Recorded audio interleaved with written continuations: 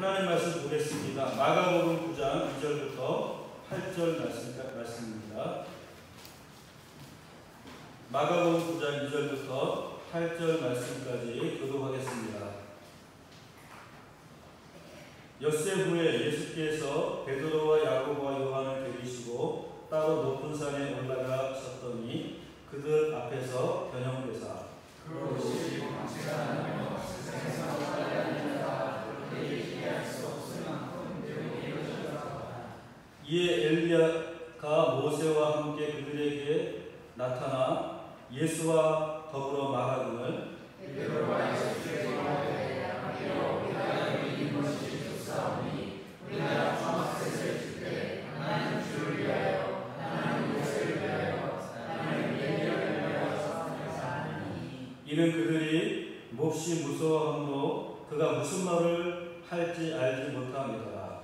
마침 눈이 와서 그를 보며 그 속에서 소리가 나되 이는 내 사랑하는 아들이니 너희는 그의 말을 들으라 하는지라. 함께 있습니다. 문득 불러보니 아무도 보이지 아니하고 오직 예수와 자기를 뿐이었더라. 아멘. 예, 우리가 굉장히 감동적인 순간을 경험하게 되면은 그 순간이 끝나지 않았으면 하는 그런 기대와 바람을 갖게 됩니다. 우리가 재밌는 영화를 볼 때도 정말 그 영화가 재밌으면 끝나지 않았으면 이 순간이 계속됐으면 이런 마음들을 갖게 되죠. 또 커다란 은혜를 우리가 경험하게 되면 사람은 누구나 이런 은혜의 순간이 끝나지 않고 계속되었으면 좋겠다 이런 마음을 갖게 됩니다. 왜냐하면 너무너무 좋으니까 이 순간이 끝나지 않았으면 좋겠다 이런 마음을 갖는 거죠. 그래서 그런 순간이 계속되게 하기 위해서 사람들은 끊임없이 기도를 찾아다니든지 무슨 특별한 집회가 있다고 하면 참석하는 이런 일들을 하게 됩니다. 왜냐하면 너무 좋으니까 그 순간이 계속되기를 바라는 마음 때문에 그런 것이죠. 자, 오늘 본문의 말씀을 보니까 산 위에서 예수님의 영광스러운 모습을 바라보았던 이 세 제자들의 모습도 똑같습니다. 예수님의 그 영광스러운 모습을 목격한 제자들은 그야말로 자기 자신을 잃어버릴 정도의 황홀경에 빠지게 되죠. 당연히 그 순간을 영원히 머물게 하고 싶어졌습니다. 그래서 베드로가 무엇을 얘기합니까? 그런 마음을 이렇게 표현해 주고 있습니다. 우리가 여기 있는 것이 좋사오니 초막셋을 줄 때 하나는 주를 위하여 하나는 모세를 위하여 하나는 엘리야를 위하여 하사이다. 자, 이 갑작스러운 은혜에 베드로가 정말 정신이 없었던 것 같습니다. 왜냐하면 지금 여기에 초막을 셋을 짓자라고 말하면서 정작 자신들이 머물 곳은 빼먹고 색채만 짓자라고 이야기하는 것을 보면 이 베드로가 정말 정신이 왔다 갔다 하는 것 같다는 이런 생각이 듭니다. 그런데 그 순간 갑자기 구름이 몰려와 사람들을 덮게 되죠. 이 구름이라고 하는 것은 성경에서 하나님의 영광 또 하나님의 인자하심을 나타내는 하나의 상징입니다. 이 구름이 그 자리에 있는 모든 사람들을 덮어버리게 되죠. 그래서 하나님의 영광이 이 사람들을 둘러쌌다는 것입니다. 하나님께서 이들을 하나님의 임재 가운데 넣으셨던 겁니다. 그리고 이렇게 이야기하게 됩니다. 하나님께서 이 하나님의 영광과 하나님의 임재 아래 이들을 거하게 하시면서 하나님께서는 예수 그리스도의 진정한 영광, 예수 그리스도의 영광의 실제를 제자들로 하여금 깊이 깨닫게 하시는 것입니다. 자, 만약에 우리가 이런 경험을 한다면 우리는 어떤 생각을 하게 되겠습니까? 아마도 이제 됐다. 이렇게 영광스러운 가운데 여기 영원히 살든지 이대로 하늘로 올라가면 좋겠다. 이렇게 우리가 생각하지 않겠습니까? 아마 제자들도 다르지 않았을 겁니다. 지금 잔뜩 그런 기대에 부풀어 올랐겠죠. 그런데 그렇게 하나님의 영광스러운 임재에 둘러싸여 있는 그들에게 이런 일은 결코 일어나지 않았습니다. 그리고 그들 뒤에 하나님의 음성이 들립니다. 이는 내 사랑하는 아들이니 너희는 그의 말을 들으라. 이런 하늘의 음성이 들리는 것입니다. 세 사람을 향한 하나님의 나머지 공부가 지금 계속되고 있죠. 예수님의 가르침으로도 예수님이 누구인지 제자들이 모릅니다. 그래서 예수님이 영광스럽게 변화되신 이 모습을 보여주셨습니다. 그렇지만 그래도 여전히 예수님을 랍비라고 그렇게 부르는 제자들을 향해서 이번에는 그들을 하나님의 영광으로 둘러싸시고 직접 말씀하시죠. 저 예수는 내 아들이다. 너희는 예수 그의 말을 들어야 한다. 이렇게 말씀을 하시는 겁니다. 그리고 난 후에 그들을 둘러싸고 있었던 영광은 온데간데 없이 다 사라져 버리게 됩니다. 이제 제정신으로 돌아온 세 사람에게 보이는 것은 무엇입니까? 오직 예수 그분밖에는 보이지 않았더라 하는 것입니다. 하나님께서는 이 세 제자들에게 정말 특별한 은혜를 주셨던 것이죠.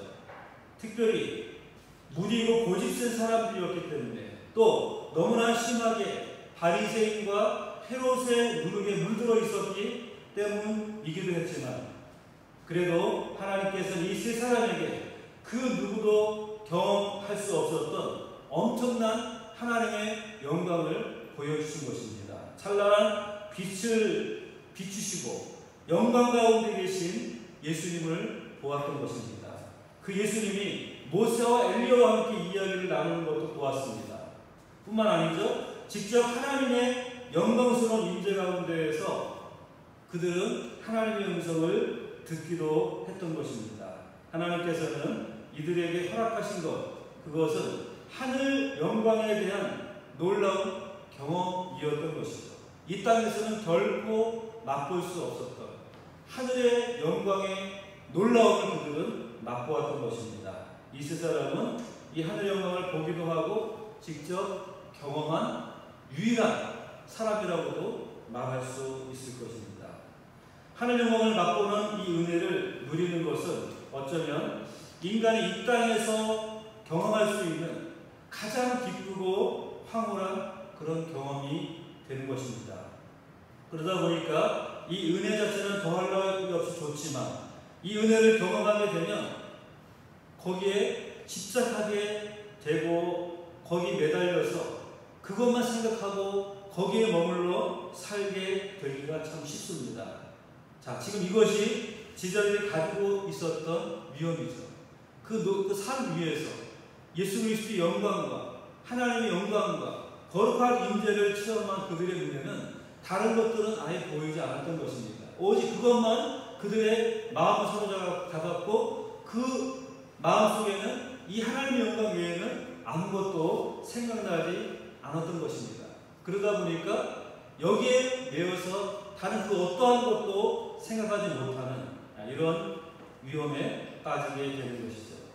우리들도 제자들처럼 이 하늘의 영광을 맛보는 이 은혜를 꼭 받아야 합니다.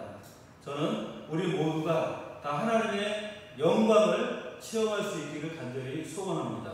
여러분들도 함께 소망하면서 하나님의 영광을 내가 맛볼 수 있게 해주십시오. 하나님의 영광의 임재를 내가 경험할 수 있게 해주십시오. 기도하시기를 바랍니다. 그래서 여러분 모두 그 은혜 가운데 거하고 이 은혜가 과연 어떤 은혜인가 꼭 경험할 수 있기를 주님의 이름으로 축원합니다. 그런데 하나님께서 우리들에게 이 하늘의 영광을 맛보게 하시고 또 소망하게 하시는 것은 그것 자체가 목적이 아닙니다. 이것이 특별한 은혜이기 때문에 특별한 목적이 있다는 것입니다. 그것은 우리가 그 영광을 바라보는 소망과 기쁨을 통해서 이 세상에서 예수님 닮은 삶을 살아갈 힘을 얻게 하시는 것입니다. 하늘 영광은 너무 좋은 것이기 때문에 그것을 제대로 사용하지 않으면 항상 부작용이 뒤따르게 됩니다. 그 부작용을 막는 방법이 바로 하늘의 영광을 이 땅의 삶과 연결시키는 것이죠. 하늘의 영광 거기에 매여서 그것만 좋다고 이 땅의 것들은 아무것도 생각하지 않고 바라보지 않는 삶은 그것은 하늘의 영광을 우리가 올바로 받지 못하는 결과를 가져온다는 것입니다. 우리가 하늘나라에 들어가게 되면 거기에서 영원히 거하게 될 것입니다. 그런데 지난주에도 제가 말씀을 드렸듯이 그냥 그 나라에 영원히 거하게 되는 그것만으로는 부족합니다. 우리가 영원히 죽지 않는다.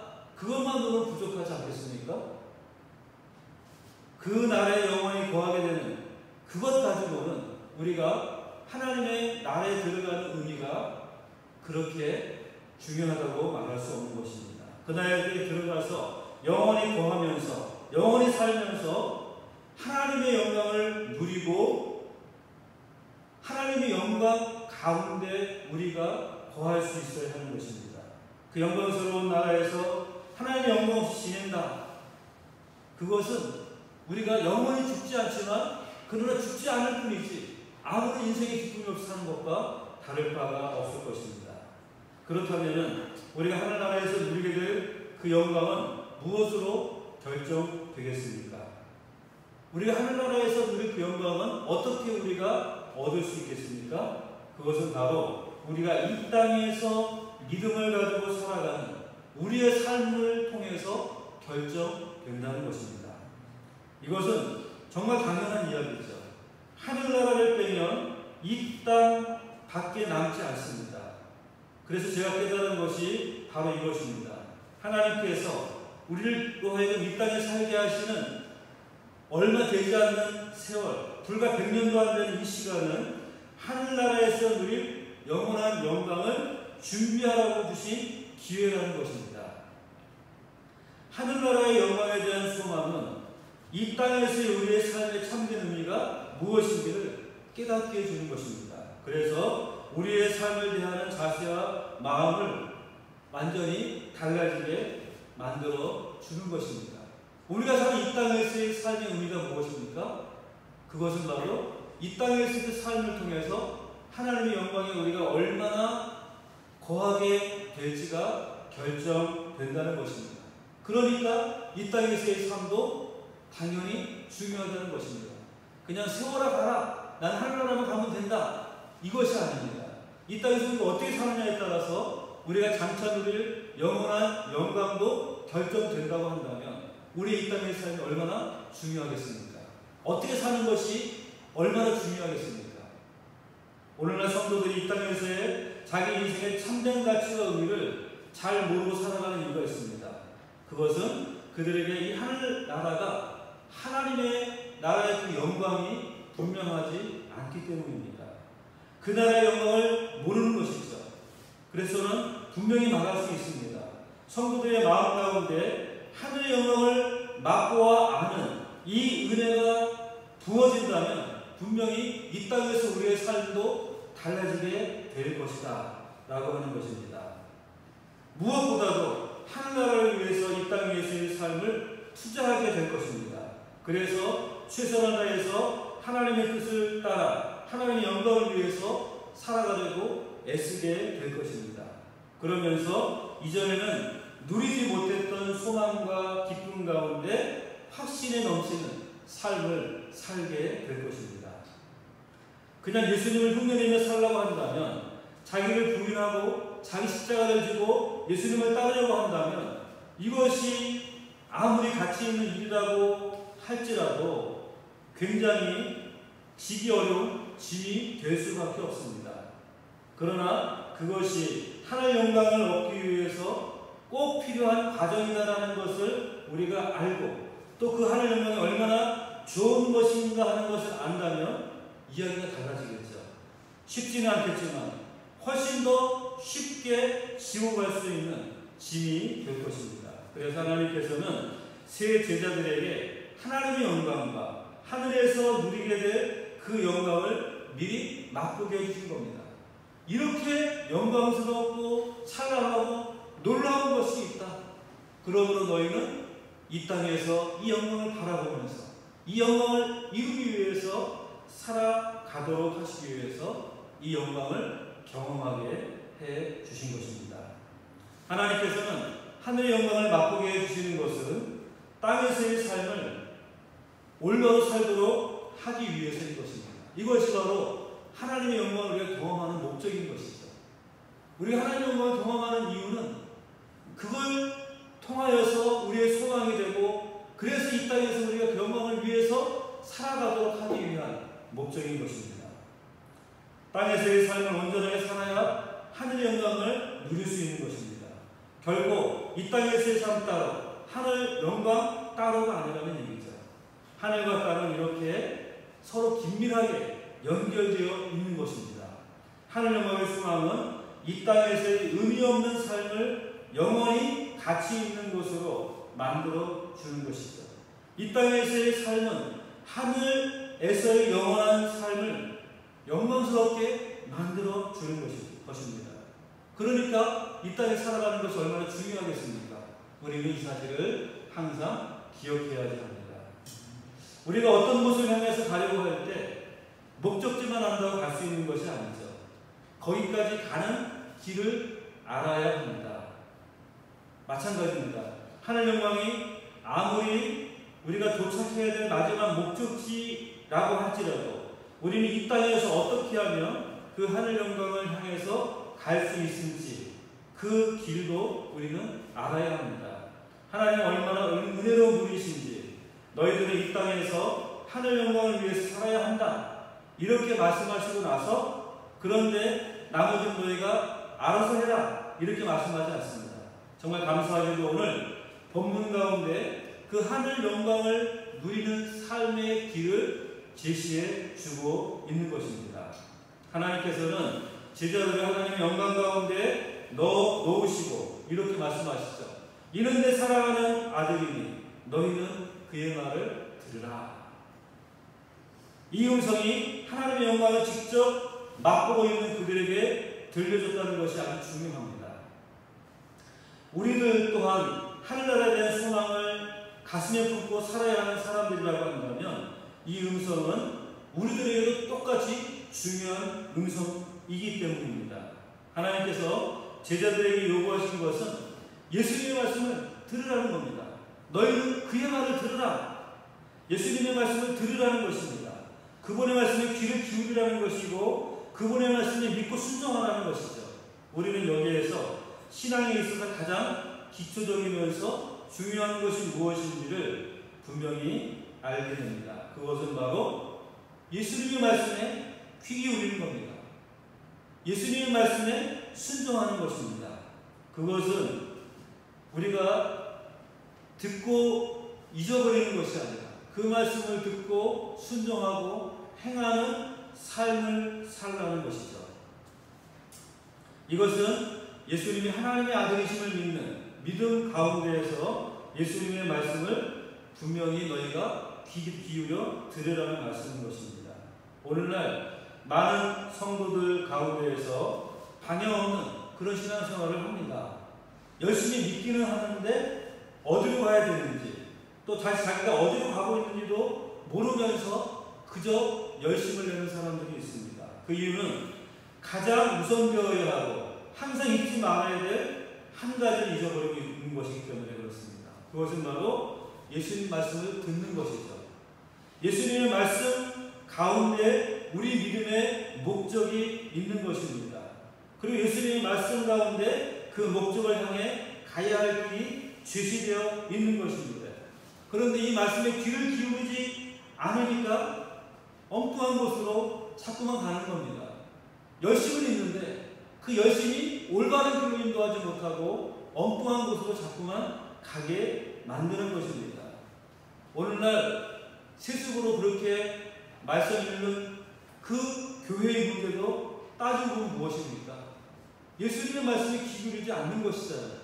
아무리 합리적인 이유를 늘어놓는다 할지라도 제가 볼 때 예수님의 말씀에 귀 기울이지 않는 것입니다.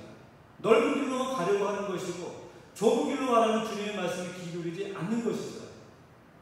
그러니 아무리 자신들이 옳고 바르고 틀림이 없다 할지라도 그 길은 잘못된 길이 될 수밖에 없는 것입니다.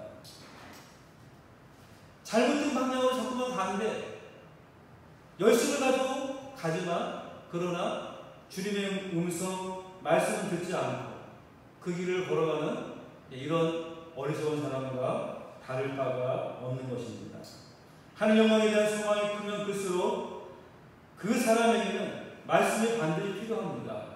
은혜를 많이 받은 사람일수록 말씀 앞에서 겸손히 귀 기울이는 것이 더 필요한 것입니다. 하늘을 바라본다는 것은 결국 그만큼 땅에서의 삶을 가볍게 생각하게 된다는 것이기 때문입니다. 그래서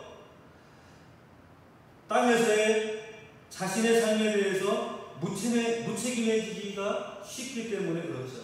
그래서 은혜만을 받은 사람들 보면은 어떻습니까? 이 땅에서의 삶을 좀 소홀히 여기고 이 땅의 삶을 좀 경시하고 무시하는 그런 경향들을 우리가 보게 됩니다. 무엇이 잘못되었습니까? 주님의 말씀을 듣지 않고 있는 것이죠. 하늘의 영광을 보았는데 그 영광이 너무 크다 보니까 이 땅의 삶이 아무것도 아닌 것처럼 여겨지는 것입니다. 그러다 보니까 그것을 무시하게 되고 하늘의 영광을 쫓아가게 되니까 이 땅의 삶을 제대로 살아내지 못하는 이런 모습이 되어지는 것입니다. 그러므로 은혜를 받은 사람일수록 말씀을 들어야 됩니다. 말씀에 귀를 기울여야 됩니다. 예수님의 그 음성을 듣고 그 말씀에 순종하는 삶을 살아야 한다는 것입니다. 종말이 온다고 모든 것들을 포기하고 산으로 올라가는 사람들이 그런 사람들의 대표적인 예라고 할 수 있을 것입니다. 말씀을 들을 때 우리가 어디로 가야 하는지 목적지를 분명히 알 수 있는 것입니다. 요즘 무슨 섬입니까? 섬에 가 있는 그 이단에 빠져 있는 사람들의 그 모습들을 바라볼 때 정말 안타깝게 그지없는 것이 무엇입니까?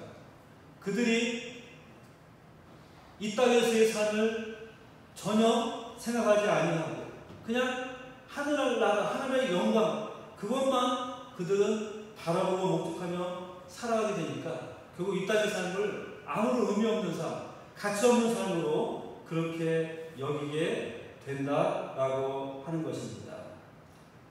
하나님이 이 땅에서의 삶을 주신 이유가 있습니다. 목적이 있습니다. 그 나라를 위해서 이 땅에서 너희가 살아야 한다는 것이죠. 그 영광을 위해서 이 땅에서 너희가 주의 영광을 이루기 위한 삶을 살아야 한다는 것입니다. 말씀을 들을 때 어떤 길로 가야 할지 그 길을 잃어버리지 않을 수 있는 것입니다. 항상 하나님의 말씀에 귀 기울이시기를 바랍니다. 그리고 나의 목적지가 올바른 목적지인가 하는 것들을 늘 점검하고 내가 가는 길이 바른 길인가 이것을 우리는 어디로부터? 말씀으로부터 확인받아야 하는 것입니다. 그리고 말씀이 가르치는 올바른 목적지를 향해서 말씀이 보여주는 바른 길을 따라서 믿음의 길을 가시는 주의 백성들이 되시기를 주님의 이름으로 축원합니다. 자, 이제 제자들에게는 하나님의 음성도 들리지 않습니다. 제자들을 둘러싼 구름도 사라져버렸습니다. 문득 제자들은 정신을 차리게 되죠. 성경은 그때의 광경을 이렇게 말해주고 있습니다. 문득 둘러보니 아무도 보이지 아니하고 오직 예수와 자기들 뿐이었더라. 8절입니다. 한 차례 지금 엄청난 폭풍 같은 은혜가 왔다가 갔습니다. 마치 하늘나라가 땅 위에 임한 것 같았고 그 나라의 주인이신 하나님의 음성도 직접 들었습니다. 그런데 하나님께서는 이 놀라운 것들을 다 거두어 가신 후에 제자들의 눈앞에 무엇을 남겨두셨습니까? 예수님만 놓아 두셨습니다. 다시 초라하게 때가 탄 옷을 입고 계신 예수님만 보이게 된 것입니다. 사도 바울이 자신의 질병 때문에 목숨을 걸고 3번이나 기도했을 때 그 3번째 기도를 들으시고 하나님께서 바울에게 이렇게 대답을 하십니다. 나의 은혜가 너에게 충분하다. 하나님께서는 어떤 것만 허락하시고 다른 것들을 주지 않으시는 것은 그것으로 충분하기 때문인 것입니다. 하나님께서 그 영광스럽고 은혜스러운 모든 광경들을 다 거두어 가시고 그들의 눈앞에 예수님만 있게 하셨던 이유는 앞으로 제자들이 이 예수님을 흉내내고 하늘 영광 위에서 살아가는 데에만 예수님만을 바라보는 것으로 충분하다고 하나님은 판단하셨기 때문이라는 것이죠. 선한목자교회 유기성 목사님이라는 분이 계신데 이분이 날마다 입만 열면 하시는 말씀이 있습니다. 그것은 바로 24시간 예수를 바라보자 이 말씀을 하십니다. 단순히 이 한마디가 많은 성도들에게 아주 가슴을 울리는 그런 큰 메시지로 들리게 됩니다. 이 유기성 목사님은 목사가 되어서도 굉장한 욕망, 야망을 가지고 있었다고 합니다. 그런데 군목으로 일하던 어느 날 생명까지도 보장받을 수 없는 큰 수술을 눈앞에 두고 그런 자신의 죄를 회개하게 되었고 결국 자신이 바라보아야 하는 것은 오직 예수 한 분밖에 없다는 것을 깨닫게 되었다고 합니다. 그래서 그 후로는 이분이 늘 입에 담고 있는 메시지가 뭐냐? 예수만 바라보자. 예수만으로 충분하다. 예수만 바라보자라고 그렇게 메시지를 증거한다는 것입니다. 사실 예수님만 바라보고 예수님만으로 만족하면서 산다는 것 어떻게 보면 굉장히 막연한 이야기죠. 우리가 어떻게 날마다 예수님만 바라보며 살 수 있겠습니까? 또 예수님을 바라본다는 게 어떤 의미겠습니까? 어떻게 사는 게 예수님을 바라보며 사는 것일까요? 그런데 어느 날 성경을 묵상하다가 그것이 무엇인가를 깨닫는 그런 말씀을 제가 보게 되었습니다. 갈라디아서 2장 20절 말씀인데 우리가 잘 아는 말씀입니다. 내가 그리스도와 함께 십자가에 못 박혔나니 그런즉 이제는 내가 사는 것이 아니요 오직 내 안에 그리스도께서 사신 것이라. 이제 내가 육체 가운데 사는 것은 나를 사랑하사 나를 위해 자기 몸을 버리신 하나님의 아들을 믿는 믿음 안에서 산 것이다. 이렇게 바울은 고백하고 있습니다.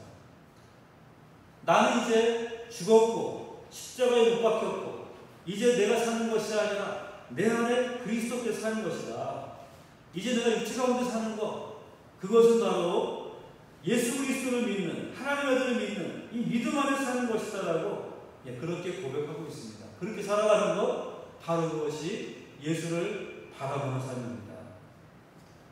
코끼리가 미련해 보이지만 사실은 굉장히 영리한 동물이라고 합니다.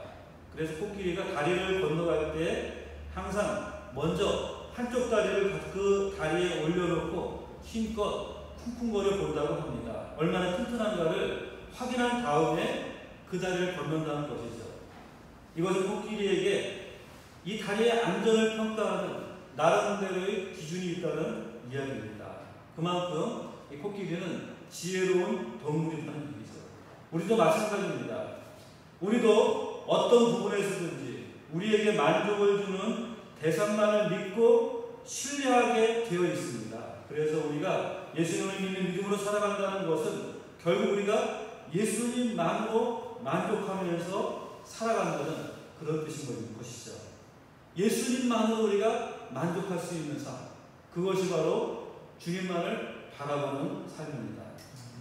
하나님께서는 제자들 앞에 예수님 한 분만 남겨놓으셨습니다. 그것은 그 예수님 한 분만으로 충분하기 때문입니다.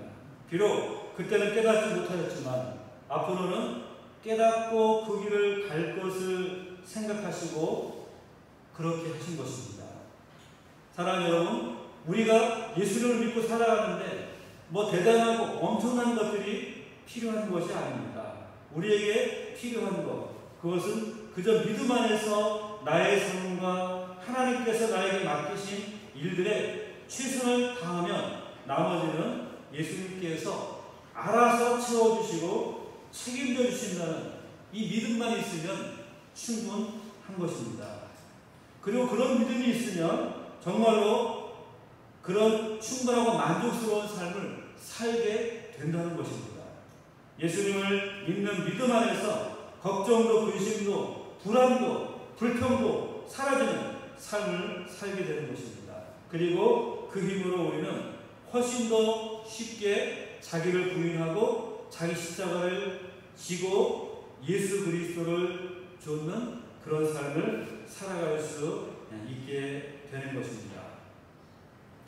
마음에는 하늘의 영광을 가득 품고 귀는 주님의 말씀을 향해서 열어놓고 눈으로는 우리 주님을 바라보며 예수님을 믿는 믿음으로 살아가는 바로 이것이 우리가 예수님을 본받으면서 이 세상을 살아갈 수 있게 만들어주는 비결인 것입니다.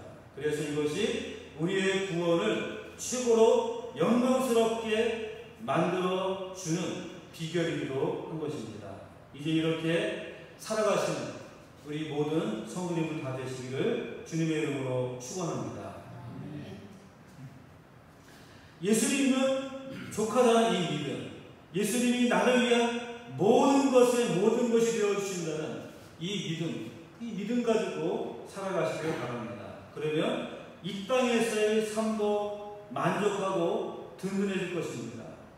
다함이 없는 하늘의 영광도 우리를 위한 것이 될 것입니다. 우리 모두 예수님께서 가르쳐주신 이 방법을 따라서 예수를 믿는 믿음으로 사시기 바랍니다. 하늘의 영원한 영광 가운데 이를 때까지 우리가 이 땅에서의 삶 예수 그리스도만으로 만족하고 예수 그리스도만으로 채워짐을 받는 그러한 삶을 다 살 수 있기를 주님의 이름으로 축원합니다. 기도드리겠습니다. 전능하신 아버지 하나님, 주님의 은혜를 감사합니다. 오늘 이 시간 우리가 주님 앞에 나올 수 있도록 은혜 주시니 감사합니다. 하늘의 영광을 맛보고 예수의 영광을 체험한 이 제자들에게 우리 주님께서는 너희는 그의 말을 들으라 말씀하신 것처럼 오늘도 우리가 예수 그리스도의 음성만을 귀 기울여 듣고 이 땅에서 그리스도만을 바라보며 살아갈 수 있도록 도우시옵소서. 우리 마음 가운데 하늘의 영광을 품고 우리의 눈은 예수만 바라보는 삶이 될 수 있도록 인도해 주시옵소서. 그러므로 이 땅에서의 삶을 통해서 주님의 영광을 이루어갈 수 있는 우리의 삶 될 수 있도록 은혜 베풀어 주시옵소서. 예수님의 이름으로 기도드리옵나이다.